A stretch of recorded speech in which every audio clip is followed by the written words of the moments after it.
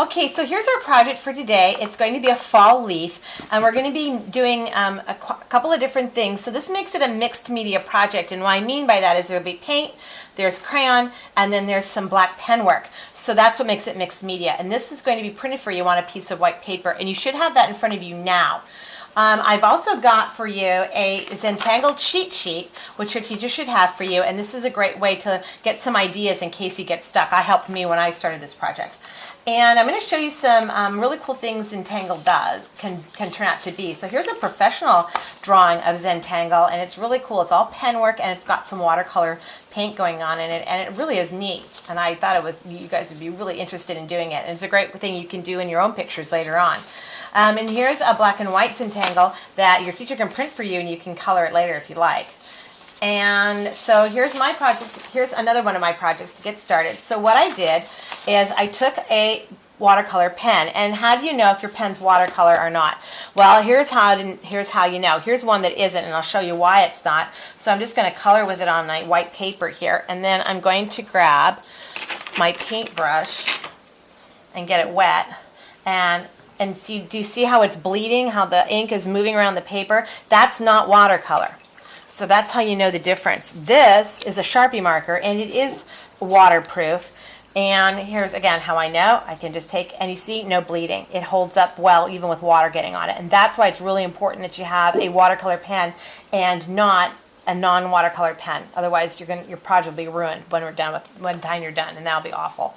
Little disclaimer before we keep going: you might hear barking from time to time, or chewing noises, or squeaking noises. I have 3 dogs down here at my feet, so don't be alarmed if you hear them making noises.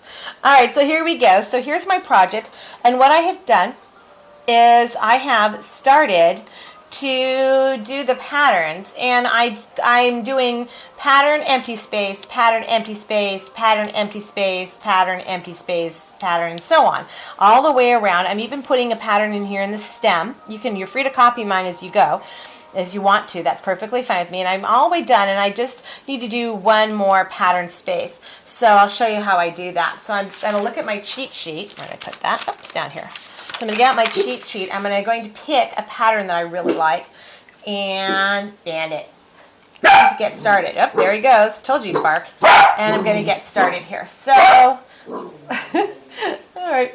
So let's go ahead and put a pattern in here. You must hear something outside. I'm going to do a really quick square, and inside each square I'm going to do another little square and color it in. And I'm going to keep going. I don't think I'm going to do the whole thing in front of you. I don't want to bore you to tears. So I'll keep doing this as I go.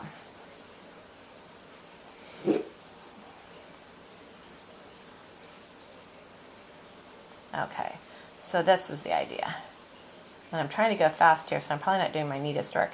One of the things I do recommend when you're working this project is that you work quietly and not talk to your neighbors, because it's really easy to get messed up and start putting patterns where you don't want them and coloring where you don't want it, and it's really easy to do that. I did it several times, so I would recommend that you not visit with neighbors while you're working on this. Okay. So I'm going to pretend that I finished, and I would keep going until I finish fill in the whole space right here.